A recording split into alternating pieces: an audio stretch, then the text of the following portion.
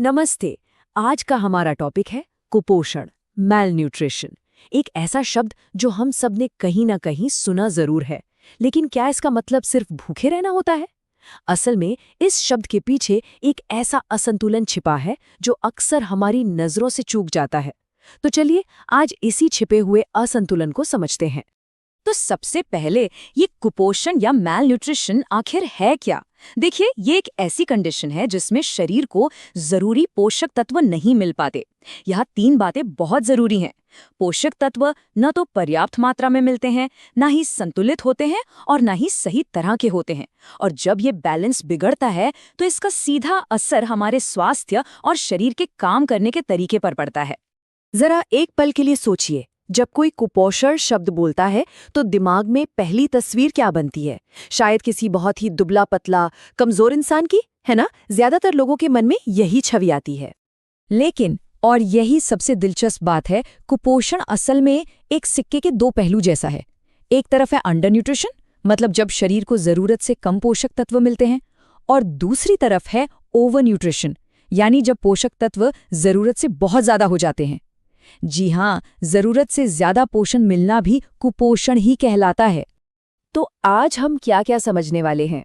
सबसे पहले हम इस छिपे हुए असंतुलन की बात करेंगे। फिर हम देखेंगे कि बहुत कम यानी अंडर न्यूट्रिशन और बहुत ज्यादा यानी ओवर न्यूट्रिशन का असली मतलब क्या है। इसके बाद हम इसके पीछे के कारणों को जानेंगे और आखिर में सही संतुलन कैसे बनाया जाए, इस पर बात करेंगे। तो चलिए शुरू करते हैं हमारे पहले पड़ाव से, छिपा हुआ असंतुलन। यहाँ हम ये समझेंगे कि ये समस्या सिर्फ भूखे रहने या खाली पेट होने से कहीं ज्यादा बड़ी और गहरी है। ये असल में शरीर के अंदर न्यूट्रिएंट्स के तराजू के बिगड़ने की कहानी है। अब बात करते हैं सिक्के के पहले पहलू की, अंडर न्यूट्रिशन, मतलब जब शरीर को उतने पोषक तत्व नहीं मिलते जितने उसे चाहिए। आइए पोषक तत्वों की इस कमी को थोड़ा और गहराई से जानते हैं। अंडर न्यूट्रिशन का एक बहुत ही मुख्य और गंभीर रूप है प्रोटीन एनर्जी मैल न्यूट्रिशन, जिसे शॉर्ट में PEM कहते हैं। जैसा कि नाम से ही पता चल रहा है, ये तब होता है जब शरीर में प्रोटीन और कैलोरी दोनों की बहुत ज्यादा कमी हो जाती है। PEM के भी दो मुख्य प्रकार हैं और उनके बीच का फर्क जानना बहुत जरूरी है। एक है क्वाशियोर्कर, जो खास तौर पर प्रोटीन की कमी से होता है। इसमें शरीर में सूजन आ जाती है, खासकर पेट फूल जाता है। और दूसरा है मैरास्मस। इसमें प्रोटीन और कैलोरी दोनों की कमी होती है, जिससे शरीर बिल्कुल सूख जाता है, हड्डियां तक नजर आने लगती हैं। लेकिन देखिए, कहानी सिर्फ कैलोरी और प्रोटीन पर ही खत्म नहीं होती। हमारे शरीर को ठीक से काम करने के लिए विटामिन्स और मिनरल्स की भी जरूरत होती है, जिन्हें हम माइक्रो न्यूट्रिएंट्स कहते हैं। इनकी कमी भी अंडर न्यूट्रिशन का ही एक बहुत बड़ा हिस्सा है। उदाहरण के लिए सोचिए, अगर शरीर में आयरन की कमी हो जाए तो एनीमिया हो सकता है। नतीजा, हर वक्त थकान और पीली पड़ चुकी त्वचा। वहीं अगर विटामिन डी कम हो गया तो बच्चों में रिकेट्स नाम की बीमारी हो सकती है, जिसमें हड्डियां इतनी कमजोर हो जाती हैं कि वो मुड़ने लगती हैं। और ये सिलसिला यही नहीं रुकता। विटामिन ए की कमी से रात में दिखना बंद हो सकता है, जिसे नाइट ब्लाइंडनेस कहते हैं। और आयोडीन की कमी से सिर्फ घेंगा या गॉइटर ही नहीं होता, बल्कि ये मानसिक विकास पर भी बहुत बुरा असर डाल सकती है। वाकई ये छोटी छोटी लगने वाली कमियां कितनी बड़े बदलाव ला सकती हैं। खासकर बच्चों में अंडर न्यूट्रिशन के असर को नापने के लिए कुछ इंडिकेटर्स का इस्तेमाल होता है, जैसे स्टंटिंग, मतलब उम्र के हिसाब से बच्चे का कद छोटा रह जाना, जो दिखाता है कि कुपोषण लंबे समय से चला आ रहा है। फिर है वेस्टिंग, यानी कद के हिसाब से वजन का बहुत कम होना, जो हाल ही में हुए गंभीर कुपोषण का संकेत है। और एक होता है अंडरवेट, यानी उम्र के हिसाब से वजन का कम होना। चलिए अब सिक्के को पलटते हैं और दूसरे पहलू पर आते हैं, ओवर न्यूट्रिशन, यानी वो स्थिति जब ज्यादा ही नुकसानदायक बन जाता है। ये तब होता है जब शरीर को जरूरत से कहीं ज्यादा पोषक तत्व, खासकर कैलोरीज मिलने लगती हैं। इसकी प्रक्रिया काफी सीधी है। सबसे पहले बहुत ज्यादा कैलोरी, फैट और चीनी वाला खाना और साथ में कम मेहनत वाला लाइफस्टाइल।